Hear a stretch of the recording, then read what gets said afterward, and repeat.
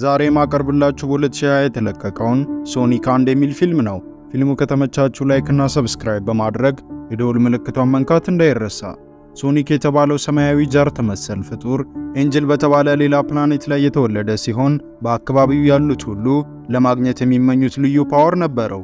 ስለዚህ የልጅነት ዘመኑን ከጠባቂው ጉጉት ጋር ለብቻው ማሳለፍ ነበረበት። ሁሌ እየታደነ ስለሚኖር ጠንቃቃ መሆን ቢጠበቅበትም ሶኒክ ግን በጣም ችልተኛ ነበር። እናም አንድ ቀን ወደ ቤቱ ሲሄድ ሳያውቅ ለአዳኞቹ ፍንጭ ይተዋል። በዚህ ምክንያት ቤቱ ድረስ ተከትለውት ይመጣሉ።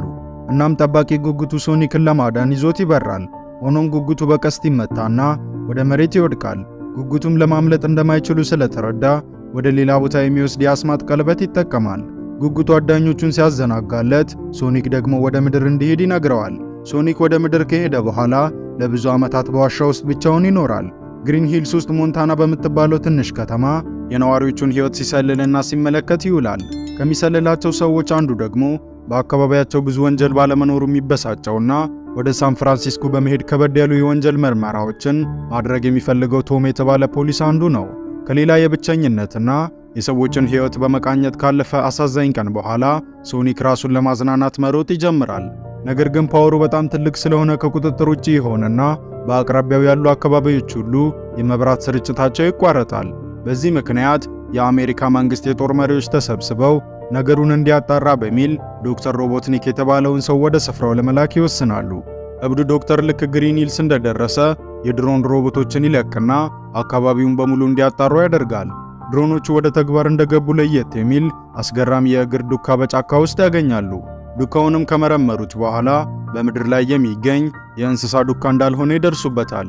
እናም በትክክል ምን እንደሆነ ሳያውቅ ወታደሮቹ ከአነፍናፊ ውሾች ጋር በመሆን ተጨማሪ ዱካዎች ካሉ እንዲመረምሩ ወደ ጫካው ይልካቸዋል። ሶኒክ እየታደነ መሆኑን በመገንዘብ ወደ ዋሻው ይሮጥና አስማታዊ ቀለበቶቹን ይዞ ወደ ሌላ ፕላኔት ለመሄድ ይዘጋጃል። ነገር ግን አሳሹ ቡድን እሱ ወዳለበት እየተቃረቡ ነው። እናም ሌላ ቦታ መሄድ ይኖርበታል። ስለዚህ ሶኒክ የቶም ጋራዥ ደህንነቱ የተጠበቀ እንደሆነ በማሰብ ወደዚያ በፍጥነት ይሄዳል። ነገር ግን ወደ ውስጥ ሲገባ ድምጽ በማሰማቱ የቶምን ትኩረት ይስባል። ቶምም ጋራዥ ውስጥ እንስሳ የገባ ስለመሰለው የማደንዘዣ ሽጉጥ ይዞ ወደ ጋራዡ ይሄዳል። ነገር ግን እዚያ ሲደርስ የተለመደ አይነት እንስሳ ሳይሆን በሁለት እግሮች የሚሄድና የሚያወራ ሰማያዊ ጃርት መሰል ፍጡር መሆኑን ይመለከታል። ከዚያም በድንጋጤ ተኩሶ ሶኒክን እግሩ ላይ ይመታዋል። ሶኒክን በጣም ይደነዝዛል። ሚዛኑን ስቶ እያለም የቶም ሸሚዝ ላይ የተጻፈውን ሳን ፍራንሲስኮ የሚለውን የከተማ ስም አንብቦ ቀለበቱ ከእጁ ላይ ይወድቃል። ከዚያም ቀለበቱ ሳን ፍራንሲስኮ ውስጥ በሚገኝ በአንድ ሕንፃ አናት ላይ ፖርታል ይከፍትለታል።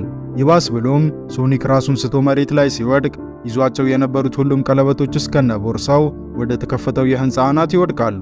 ይህ ማለት ደግሞ ምድርን ለቆ የሚሄድበት ዘዴ ከሱ 2000 ኪሎ ሜትር በላይ ርቆ ሄዷል ማለት ነው። ይህ ሳይንስ ሶኒክ ከእንቅልፉ እንደነቃ ዱካውን ሲከተል የነበረው ዶክተር ሮቦትኒክ ወደ ቶም ቤት ይመጣል። ቶምም የሳይንቲስቱን እውነተኛ ዓላማ ስለጠረጠረ ሶኒክን በሰገነቱ ውስጥ ይደብቀዋል። ሳይንቲስቱንም ወደ መኖሪያ ቤቱ እንዳይገባ ይከለክለዋል። ሮቦትኒክ ግን ቶምን በሩ ላይ ቆሞ እያዘናጋው፣ ድሮኖቹ ደግሞ የቤቱን የላይኛውን ክፍል እንዲፈትሹ ያደርጋል። ሶኒክም ራሱን ኳስ አስመስሎ ይደበቃል። ሆኖም ጥሩ ሐሳብ አለመሆኑን ሲረዳ ከተደበቀበት በመንከባለል በደረጃው ወደ ታች ይወድቃል። ከዚያም ወጥ ቤት ውስጥ ካለው ከጠረጴዛ ጋር ይጋጫል። በተፈጠረው ድምጽ ሳይንቲስቱ የሚፈልገው እንስሳ ቤት ውስጥ እንዳለ የነበረው ጥርጣሬ ወደ እርግጠኝነት ያድግና ይበልጥ ለማረጋገጥ ቶምን ሸውዶት ወደ ውስጥ ይገባል።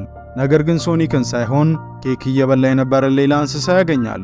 ከዛም እንደተሳሳተ በማሰብ ሊሄድ ሲል ቆሻሻ መጣያ ውስጥ ሰማያዊ እሾህ ይመለከታል።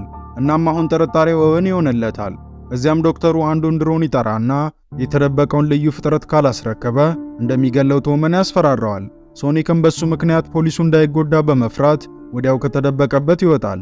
ሳይንቲስቱም ልክ ሶኒክን እንዳየው በፍጡሩ ሰውነት በጣም ይደነግጣል። በዚህ ጊዜ ቶም መዘናጋቱን ይመለከትና ሮቦትኒክን በቦክስ ይመታዋል። ሳይንቲስቱም ወዲያው ራሱን ይስታል። ከዚያም ድሮኑ ሁለቱም ላይ መተኮስ ይጀምራል። ሶኒክ ግን ድሮኑ ላይ ዘሎ በመውጣት ድሮኑን ግራ ያጋባዋል። በመቀጠል ቶም ድሮኑን በጠንካራ ብረት መጥቶ ይሰብረዋል። ከዚህ ሁሉ ግራ መጋባት በኋላ ፖሊሱ ለማምለጥ ዕድሉን አግኝቶ ወደ መኪናው ይሮጣል። መኪና ውስጥ ሳሉም ሶኒክ ለቶም ወደ እንጉዳይ ፕላኔት ለማምለጥ ስላለው እቅድና የቀለበቱ ፓወር ሰዎቹን ወደ ፈለጉበት ቦታ ለማድረስ የሚችል እንደሆነ ያስረዳዋል። ከዚያም ወደ ሳን ፍራንሲስኮ እንዴት እንደሚሄድ ስለማያውቅ ፖሊሱን እንዲወስደው ይጠይቀዋል። ቶም እዚህ ሁሉ ጥንቅጥ ውስጥ አንዴ ስለገባ ሶኒክን ለመርዳት ይስማማል። ሮቦትኒክ ራሱን ከሳተበት ነቅቶ ከወጣ በኋላ የት እንዳሉ አጣርቶ ይደርስባቸዋል። ከዚያም እነሱን ለማደን አንዱን የሮቦት መኪና ይልካል። ሮቦቱም እንደደረሰባቸው መሳሪያውን ይተኩስባቸዋል። መሳሪያውን በሁለቱ መካከል አልፎ የመኪናውን ዳሽቦርድ ይመታዋል። ከዚያም ሶኒክ ሮቦቱን ለማስቆም እንደ ኳስ ይንከባለልና የሳይንቲስቱን ሮቦት ሙሉ በሙሉ አውድሞ ጥቃቱን ያስቆማል። ሳይንቲስቱ በተደጋጋሚ ሊይዛቸው ቢሞክርም ሶኒክ ግን እቅዱን በሙሉ ያከሽፍበታል። በመጨረሻም ዝንብ የምታክል ሮቦት ይልክባቸዋል። ይቺ ሮቦት ትንሽ ብትሆንም በጣም ትልቅ ኃይል ነበራት። እናም የመኪናውን ጣሪያ የሌዘር ጨረር በመጠቀም ታነሳባቸዋለች። ሆኖም ትንሽ ስለሆነች ሶኒክ በቀላሉ በእጁ ይሰብራታል። ነገር ግን ወጥመድ ውስጥ ይወድቃሉ። በእውነቱም መሳሪያው ሊወገድ የማይችል ተለጣፊ ቦምብ ነበር። እናም ከእጁ ለማስወገድ ብዙ ይታገላሉ። በመጨረሻም ሶኒክ ቦምቡን ከእጁ እንደምንም ያረቀዋል። ሆኖም ዘግይቶ ስለነበር ብዙም ሳይርቅ ቦምቡ ይፈነዳበታል። አሁን ሶኒክ ከባድ ጉዳት ደርሶበታል። ቶምም ባልደረባው ስለተጎዳ የእንስሳት ሐኪም የሆነችው ሚስቱን ለማግኘት ወደ ሚስቱ እህት ቤት ለመሄድ ይወስናል። በእንስሳት ሐኪምነት የምትሰራው ሚስቱ ማዲ ባላት ልምድ እንኳን እንደ ሶኒክ ያለ ፍጡር አይታ አታውቅም። እናም በዚህ ምክንያት እንዴት መርዳት እንዳለባት አልገባትም። በመጨረሻ ግን እንዲነቃ ታረገዋለች። ሮቦትኒክም በመኪና ውስጥ ሆኖ ኮምፒውተሩን በመጠቀም ቅድም ያገኘውን እሾህ መሰል ነገር ይመረምራል። በመጨረሻም ሶኒክ ያልተገደበ ፓወር እንዳለው ይደርስበታል። እናም አሁን ዓላማው ሶኒክን ከማስወገድ አልፎ ሊይዘውና ምርምር ሊያረግበት እንዲሁም ፓወሩን ደግሞ እንደ ኃይል ምንጭ ሊጠቀምበት አቅዷል። ሶኒክ አሁን ሙሉ በሙሉ ስለተሻለው ከቶምና ከማዲ ጋር ሆነው ወደ ሳን ፍራንሲስኮ ይሄዳሉ። ከዚያም ቀለበቶቹ ወደ ወደቁበት የህንፃ ጣሪያ ሄደው ቀለበቶቹን ያገኟቸዋል። ነገር ግን እየተሰነባበቱ እያለ ሮቦትኒክ ሶኒክ እንዳይሄድ ለማስቆም ሮቦቶቹን ይዞ ይመጣል። ሮቦቶቹ ሊተኩስባቸው ሲሉም ሶኒክ ሁለቱን ሰዎች ከፎቅ ይገፈትራቸዋል። እየወደቁ እያለም በአካባቢው ያሉ ነገሮች በዝግታ እየተንቀሳቀሱ እስኪመስል በጣም በፍጥነት እየተንቀሳቀሰ በፓወሩ ሮቦቶቹን ሁሉ ያፈነዳቸዋል። ከዚያም ዶክተር ሮቦትኒክ ከሶኒክ ያገኘውን እሾህ በመጠቀም የሶኒክን ፓወር በሮቦቱ ላይ ይጠቀማል። እሱም ከሶኒክ ጋር በተመሳሳይ ፍጥነት መንዳት ይጀምራል። ከዚያም ሚሳኤሎቹን በመተኮስ ከፎቁ ይጥለዋል። ቶምና ሚስቱ ተከታትለው ከህንፃው እየወደቁ ሶኒክ ከቀለበቶቹ አንዱን ተጠቅሞ ግሪን ሂልስ ውስጥ ወደሚገኝ ስፍራ ይልካቸዋል። ነገር ግን እሱ ሳይገባ ፖርታሉ ይዘጋና ከድሮኖቹ ጋር ወደ መሬት ይወድቃል። ከፎቁ ቢወድቅም ምንም ሳይጎዳ በፍጥነት ለማምለጥ ይሞክራል። ነገር ግን ከተማ ውስጥ በመሮጥ ለማምለጥ እንደማይችል ሲረዳ ሶኒክ ወደ ተለያዩ የዓለም ክፍሎች የሚወስዱትን ፖርታሎቹን ለመክፈት ቀለበቶቹን መጠቀም ይጀምራል። ሮቦትኒክም በሰሐራ በረሃ መሃል እስኪደርሱ ድረስ በመግቢያዎቹ በኩል አብሮት ይሄዳል። በበረሃው ላይ ሲደርሱ ግን ሶኒክ አሸዋውን በመጠቀም አቧራ ያስነሳና ሳይንቲስቱ ማየት እንዳይችል ያደርገዋል። ከዚያም የዶክተሩን ጊዜያዊ አለማየት ተጠቅሞ የጊዛን ፒራሚድ ላይ ይወጣል። ወደ ግሪን ሂልስ መግቢያ በርም በቀለበቱ ይከፍታል። ነገር ግን መሮጡን ስላቆመ አውሎ ንፋሱ መቀዝቀዝ ይጀምራል። እናም ሮቦትኒክ ያየውና ሶኒክን ይመታዋል። በዚህ ምክንያት ሶኒክ ቀለበቱን አልፎ በግሪን ሂልስ መንገድ ላይ ራሱን ስቶ ይወድቃል። ቶም ቀለበቶቹን የያዘውን ቦርሳ መንገዱ ላይ ወድቆ ያገኘዋል። ከዚያም ጓደኛውን ሊገልበት ስለሆነ እሱን ለማዳን ከሳይንቲስቱ ጀርባ ፖርታል ለመክፈት ይወስናል። በመቀጠል ሮቦትኒክን በኃይለኛ ቡጢ መታውና ሁለቱ መደባደብ ይጀምራሉ። ነገር ግን ሮቦትኒክ ፖሊሱን ወደ መሬት በማውረድ ከባድ ጉዳት ያደርስበታል። ቶምም በጉዳቱ ምክንያት ድብድቡን መቀጠል አልቻለም። የዚህን ጊዜ ሶኒክ ጓደኛው በመጎዳቱ በጣም ይበሳጫል። ከዚያም በፓወር ተሞልቶ ራሱን ከሳተበት ይነቃል። ሶኒክ የኤሌክትሮማግኔቲክ ፓወሩን ይጠቀምና ጀቱን መጉዳት ይጀምራል። ሳይንቲስቱ ሲጠቀምበት የነበረውን እሾህ መሰል ነገርም እንዳይጠቀምበት ያደርገዋል። ከዚያም ሮቦትኒክ ሶኒክ ላይ ሚሳኤሎችን መተኮስ ይጀምራል።